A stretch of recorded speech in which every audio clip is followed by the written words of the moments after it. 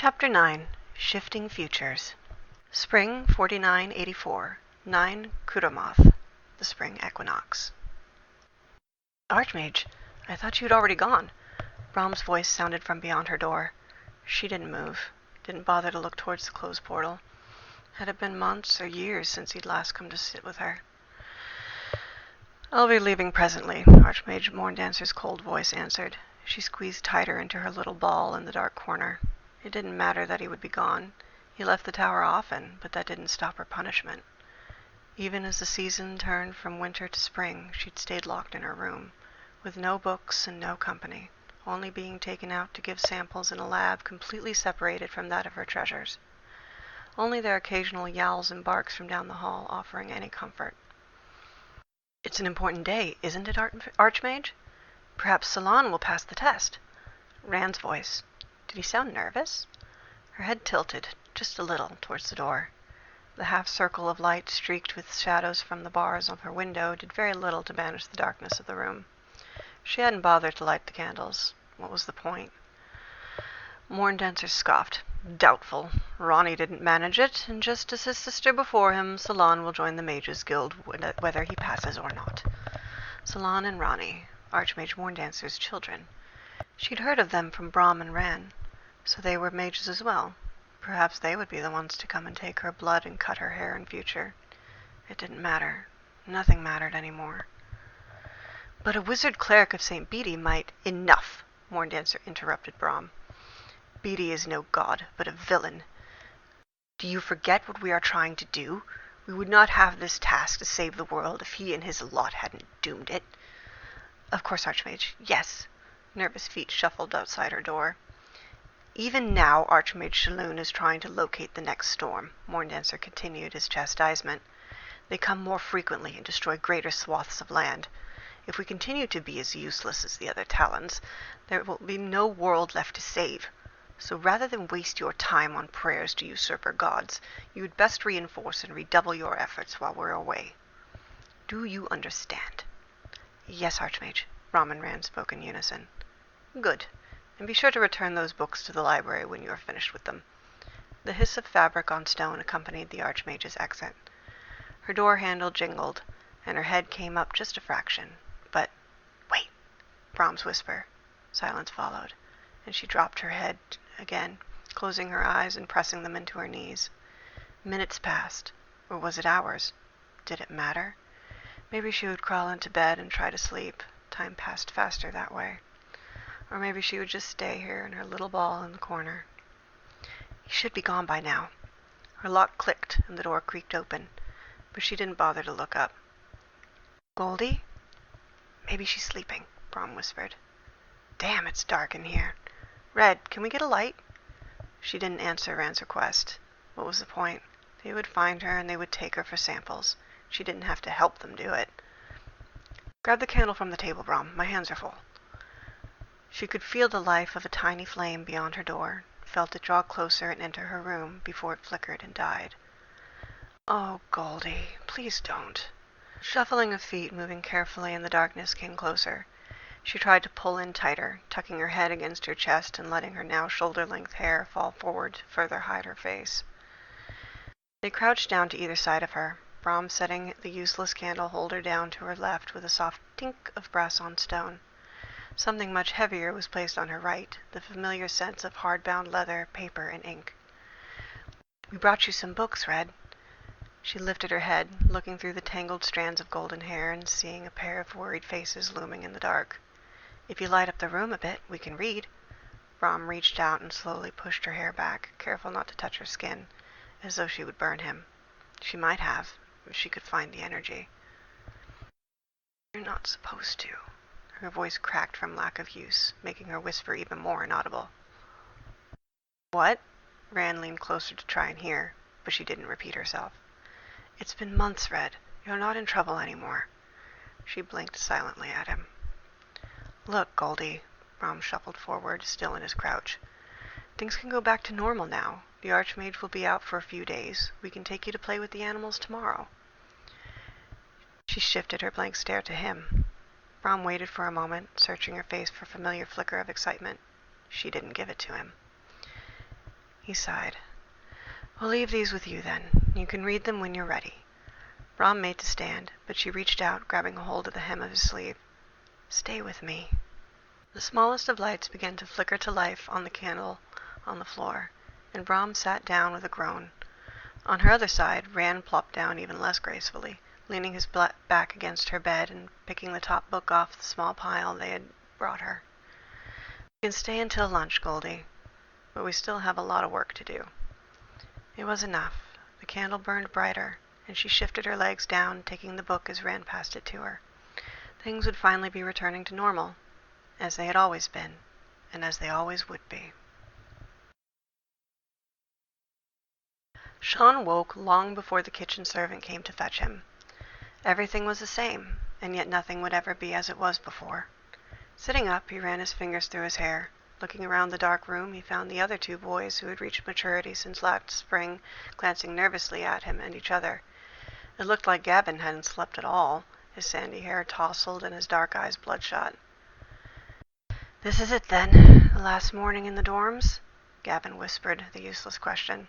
Nan, the oldest, nodded in silence. Sean didn't even bother with that much. He swung his legs off the bed and kicked something that wasn't usually there. A leather pack. A final gift from the church for him to store all his belongings, since he wouldn't be returning. He dressed in silence, only broken by the shuffle of the other two boys joining him. After tying his boots, he started packing the bag. It was large enough to fit all of his clothes and even his 7 journals, though the 8th made it a tight fit. "Should we make the beds?" Nan whispered again. Again, Sean didn't answer. Instead, he stripped the blanket and sheets from the mattress, folding them neatly and placing them with the pillow at the foot of the bed. "Yeah, they'll have to strip them to wash anyway," Gavin said, following Sean's example. They'd just finished when the door creaked open, and Gavin and Nan both jumped, looking from the dark window to the door, then at each other. They were normally woken by the morning bells. The servant girl, who usually woke Sean early, looked in on them with some confusion, then hummed in understanding before holding the door open for them. "Come on, then. There may be some leftover dessert you can have while we make breakfast." Sean doubted he could eat anything at the moment. His stomach worked itself in knots that put an uncomfortable pressure on his heart that in turn seemed as though it wanted to beat its way out of his throat. The entire sensation made him feel a strange sort of nauseous. Nan and Gavin looked no better than he felt, and they both swallowed before exiting the room. Gavin took a moment to look back over his shoulder before shaking himself and settling his eyes forward. Nan seemed to rush from the room, too afraid to look back. Sean took one last look around before following. The door clicked closed behind him, and they would never enter again.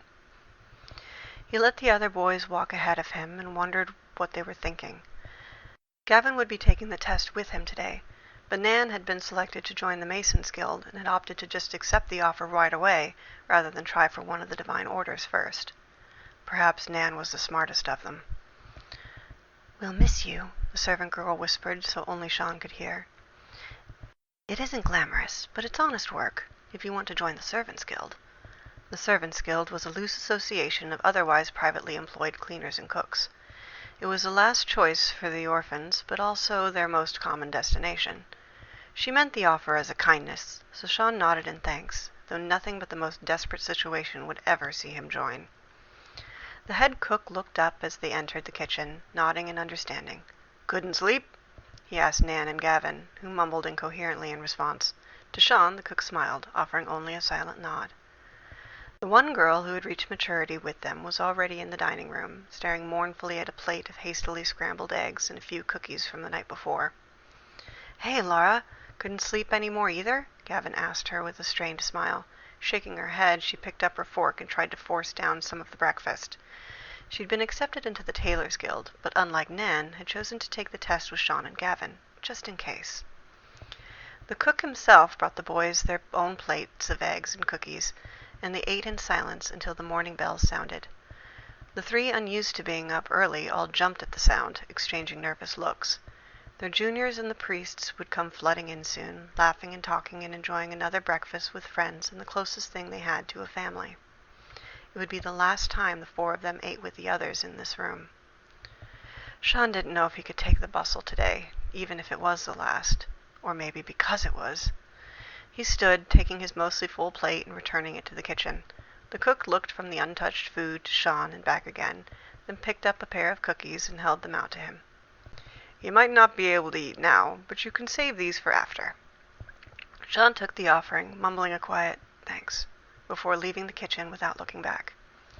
He slipped the cookies into one of the side pockets of his pack as he made his way to his usual spot in the courtyard, passing yawning priests and children heading towards the dining hall. He passed the bathrooms with walls lined in low-hanging sinks and a single long mirror. He had practiced arching his eyebrows in that mirror shortly after meeting Master Vianzi. Entering the courtyard, he stopped with the door still open.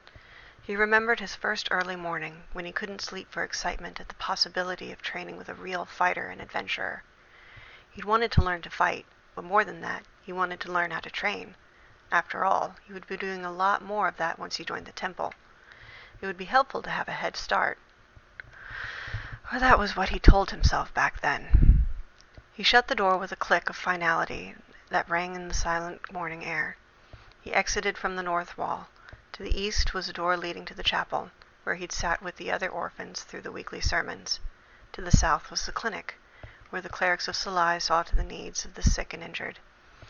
He hadn't spent much time there comparatively, but still knew it like the back of his hand from the occasional chore of cleaning it and from the one time he'd spent there after breaking his arm trying to climb the tree in the courtyard. To the west were the classrooms, where the city's children took lessons. His most recent lesson, a small one with only those coming of age, still made him blush. Sex education.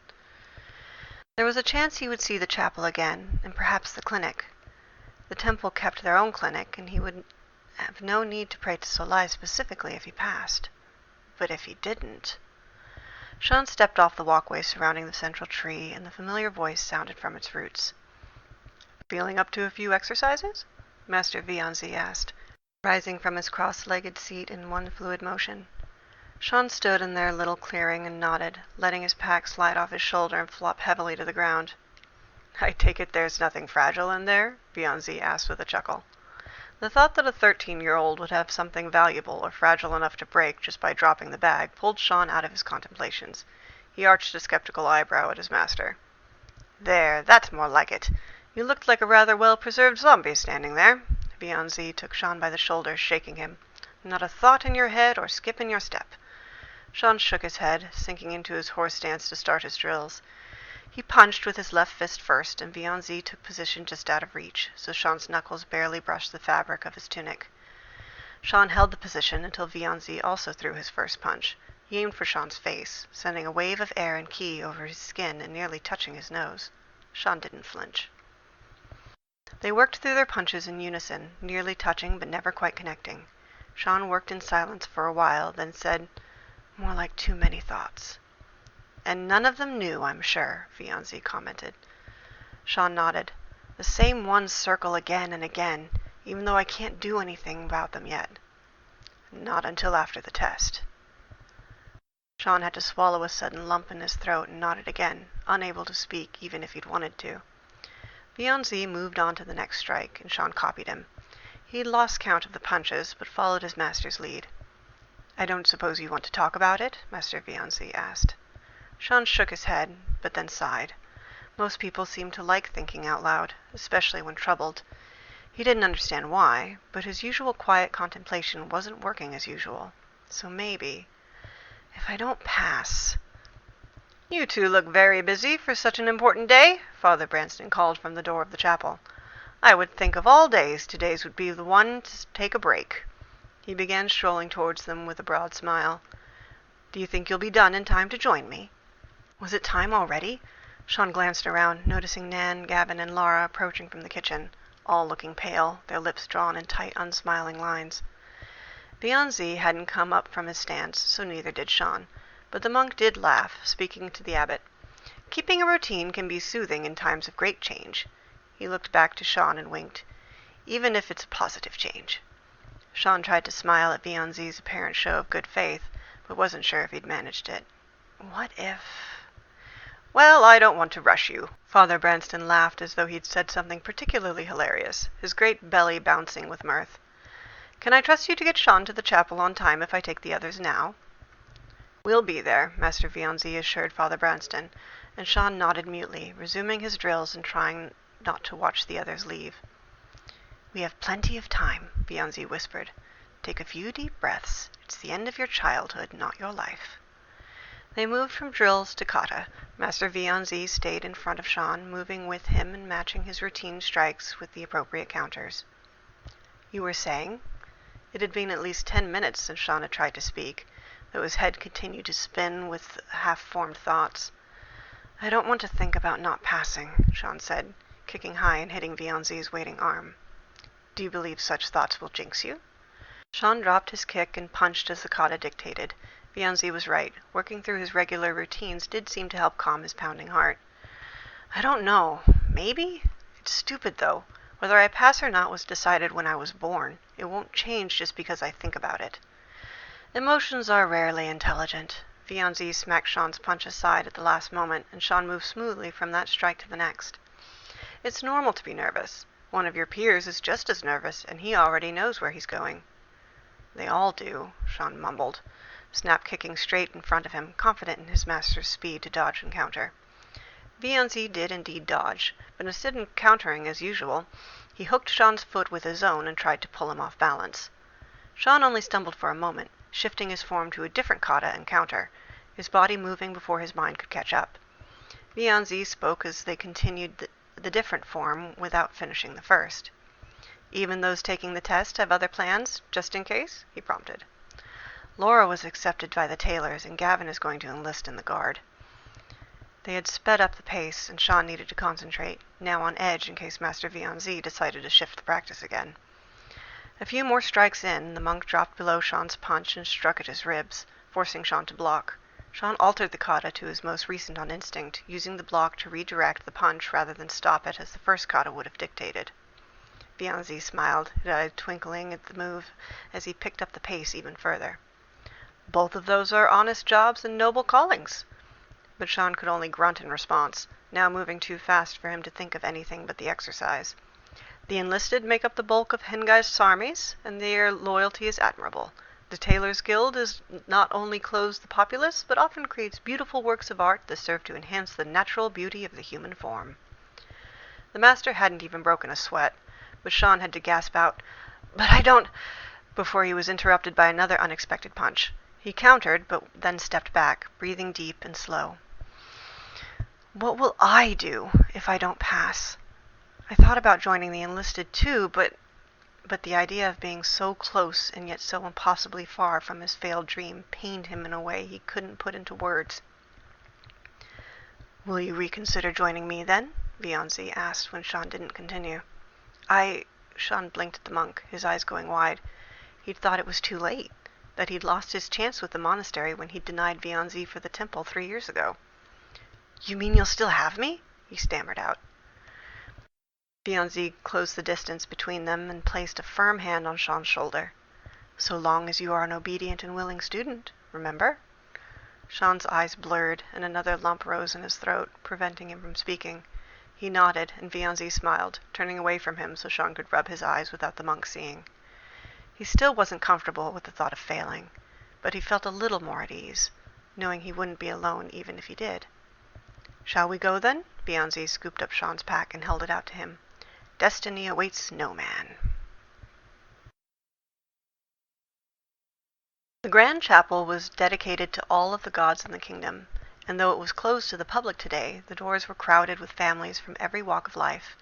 Merchants and craftsmen mingled and talked excitedly with one another, while their children nervously awaited the start of the tests that would determine the trajectory of the rest of their lives. A smaller group of only 2 families stood apart from the throng, dressed in fine clothes and adorned with expensive jewelry.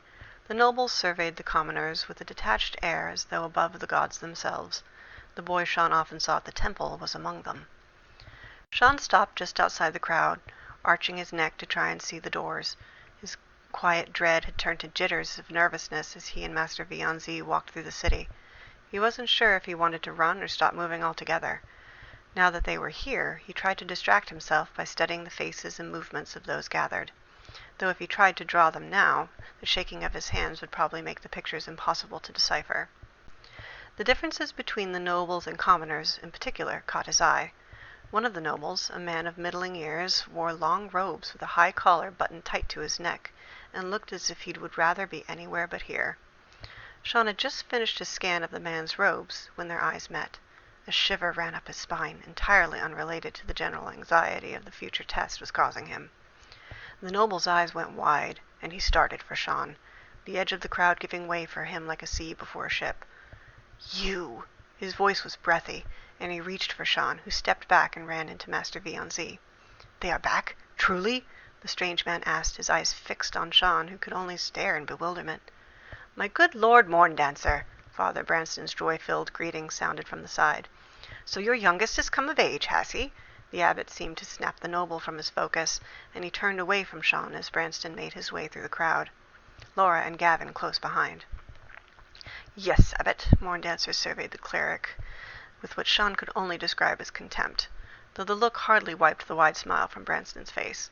"We will be starting soon. Solon and I have business with the Mages Guild." "Though if young Solon should find himself capable," Branston started, but the noble snorted. "Ah, well, to each their own," Branston finished, turning away from Morndancer to address his young charges. "I present to you your papers." From a pouch in his belt, Father Branston pulled forth 3 small books that shouldn't have been able to fit in the little bag. He fanned the books out before him, and each of them took the one closest to them. They were bound in leather with the seal of the Kingdom of Danalan embossed on the cover. The knight on the kingdom seal rode a horse and held a shield with the seal of Clearhelm on it, 3 tall pine trees in front of a snow-capped mountain. The papers were proof of their citizenship and would serve as a record of their lives and accomplishments. Master Viancy had shown Sean his own papers months before. It held a record of every border he had ever crossed and every teleport he had ever taken, as well as proof of all of his adventures and every job performed for any of the kingdom's organizations. Viancy's papers were a veritable tome compared to Sean's meager notebook. Opening it to the first page, Sean saw his name, followed by his presumed place and date of birth. It detailed that he had been raised in the Church of Smyrna, and when he had come of age. At the bottom was a place labeled but left blank for the date and results of today's test. Branston was still speaking to them, but Sean only partly registered the words. "You should keep your papers on you whenever possible. You will need them to re-enter the city any time you leave." Viancy placed a hand on Sean's shoulder, and he nearly jumped out of his boots in surprise. Leaning down, the monk whispered in his ear, "You are a man now, Sean, and soon this book will be full of your adventures and accomplishments, regardless of what happens today." "Abbot," Morndancer interjected as Father Branston finished his explanation, annoyed that he had felt the need to explain again what the children all knew already. "The test. Some of us have places to be." "Yes, yes, patience is a virtue, my dear Lord Morndancer. The sun will rise no faster with you tapping your foot as its pace." He lowered his voice and continued to address the anxious children. "I am so very proud of all of you. Know that no matter what is discovered today, the light of Solai will always shine with joy at what you have and will accomplish in your lives." Sean wondered if any of the adults realized that their constant efforts to comfort their nerves seemed to be having the opposite effect. Sean's palms were sweating as he closed his papers, and he had to wipe them on his pants to try and distract himself from his pounding heart. "Follow me." Branston turned away, walking through the middle of the crowd that had suddenly grown hushed at his movement towards the door. Viancy gave Sean one last pat, slipping Sean's pack from his back and tossing it over his own shoulder, letting his student know, without words, that he would be waiting for Sean to return, one way or another. Sean could feel the eyes of the noble Morndancer boring into him as he followed Father Branston through the throng towards the grand chapel. What was that man's problem? Who was back? Sean was too distracted to think too hard on it, but the man had made his skin crawl, and having him at his back wasn't helping with his nerves. As the doors began to swing open, Father Branston turned to address the crowd. "The testers will enter alone and present their papers to the clerks by the door. Families and friends may wait outside until the test is complete." Nervous adolescents made their way forward, careful not to jostle one another, many accepting last-minute hugs and well-wishes from their families. Sean thought he remembered the Grand Chapel well from his first visit almost 6 years ago, but was struck again by the beauty of its art.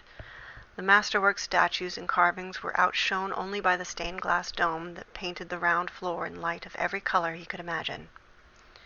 Only 8 of the religious organizations had sent representatives. They stood opposite the double doors, waiting quietly while the testers handed their papers to the clerks and shuffled nervously in the middle of the majestic holy site. Neither the temples of Horsa nor St. Yorgos were present. Their absence wasn't surprising. The temple of St. Yorgos only took those of noble birth and would give their tests separately, and the temple of Horsa was openly shunned in Clearhelm, its only branch located in the capital city of Tauron.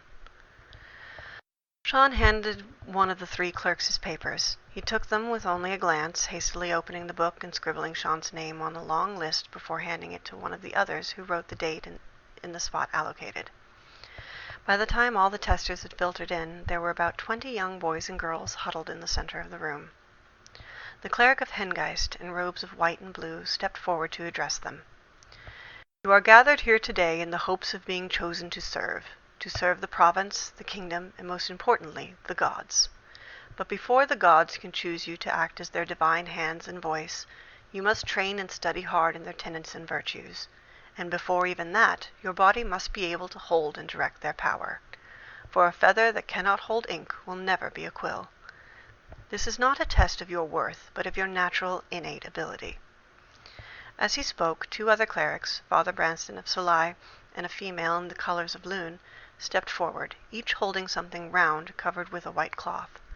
The cleric of Hengeist continued, "There is no shame in failing, for very few are born with the capacity to touch the divine." They removed the protective coverings. Sean and the others had to shield their eyes from the suddenly bright light that flared in Father Branston's hand. Squinting as his eyes adjusted to the new light, Sean could just make out an orb glowing in a bowl in the abbot's hands. The cleric of Lune had a similar sphere, though it appeared dead beside the brilliance of the other. "When we call your name, you will touch the empty vessel," the cleric gestured towards the unlit stone. "And then you will touch the vessel filled with divine magic." With his other hand he gestured towards the light. "Do not hold the stone for longer than a moment. If your body is unable to channel the magic, it could do serious harm," he warned. "Trace," one of the clerks called out from the door, reading off the list they had compiled. A tall boy stepped forward on shaking feet. They seemed to be starting from the oldest, those who had come of age just after last year's test. Trace approached the clerics, who nodded solemnly to him, all encouraging smiles gone. Reaching out, he touched the unlit orb. Then, with a deep breath, he reached for the glowing vessel. Nothing happened. Trace pulled his hands back, and Branston whispered, though all could hear in the stillness of the room, "It's all right, lad. You may go." "Angela," the clerk called, and a girl jumped before rushing forward to try. The first 6 failed before a girl named Genna reached, shaking hands, to the orbs. As her fingers brushed the light vessel, the dead sphere in her other hand began to glow. She gasped, holding tight to both globes, now both shining brightly. "Congratulations, my dear. You may choose an order." The cleric of Hengeist gestured to the altars around the chapel. Genna pulled her hands back slowly, and the unlit stone died once again. Sean watched as she walked to the altar of Solai to await the end of the test before beginning her life as an adept in training at the church. Shashlin Ebenhart. The noble boy Sean often saw at the temple stepped forward, rubbing his hands on his pants before reaching for the orbs. Nothing. He held on, and Father Branston reached forward to gently remove the boy's fingers from the light orb. Shashlin pulled away sharply, clutching his hands to his chest and whimpering. His skin had grown red and blistered. "I'm sorry," the cleric of Hengeist whispered. Shashlin turned away without a word and strode for the door, still clutching his burned hand, silent tears straining his cheeks. "I won't cry. I won't. Sean." Sean closed his eyes, imagining himself in the temple chapel with its calm silence and soothing scent of incense. He could almost smell it when he opened his eyes and moved forward. Time slowed down. It took hours to reach the cleric, days to raise his hands and touch the dark orb. Now that he was closer, he saw that they were actually crystals, tumbled to perfectly smooth spheres. His palm covered the dead stone, and it felt cool, as though it had just been dug from the ground by adventurous children. He reached for the stone bathed in light, feeling the warmth radiate off of it before he even made contact. It wasn't nearly hot enough to burn, and yet Shashlin's hand had shown blisters after he'd held on for only a few seconds too long. Sean touched the stone. The warmth filled his fingers and crawled up his arm. It flooded his body like a vessel being filled with water before flowing out his other arm and down his hand. The dead stone came to life, its coolness replaced by the warmth of the divine magic, using him as a conduit connecting the two. Congratulations, son. You may choose an order. Time sped back up, and Sean let his hand slide off the stones. Congratulations. Father Branston echoed the cleric of Hengeist and nodded towards the altar of Sean's chosen god. The rest is up to you. Only 2 others passed the test. A girl with long auburn hair and green eyes had joined Sean, and a boy had gone to the church of St. Bragshi. They stood by their respective altars as the last of the failed testers left the chapel. Gavin and Laura managed strained smiles at Sean as they left, and he attempted to return them, but wasn't sure if he'd managed it. The 8 clerics all breathed sighs of relief as they last left, and Branston and the cleric of Loon returned the cloth covers over the stones. Though still lit by the light through the colored dome, the chapel seemed so much darker without the divine light to fill it. 4 this year, an entire 5th! The cleric of Cathbat exclaimed. Her brown and green robes rustled as she danced in place. Yes, quite remarkable. Twice the average, the cleric of St. Bede agreed, though he resisted dancing for joy. The cleric of Hengeist was also smiling broadly, though when he spoke it was to those who had passed. You may spend the afternoon with your families. Report to your chosen order before 6th bell. The girl who had joined the temple of Hengeist, Daisy, gave Sean a warm smile and hurried with the others to retrieve her papers, now marked with their status as divine conduits. Sean walked behind them, his nervousness replaced with an excited anticipation. He felt somehow empty and full all at once. With one door open, another had closed. He stepped into the morning light to find the crowd had cleared. Only the 3 families of his fellows remained, hugging and kissing their children in joy.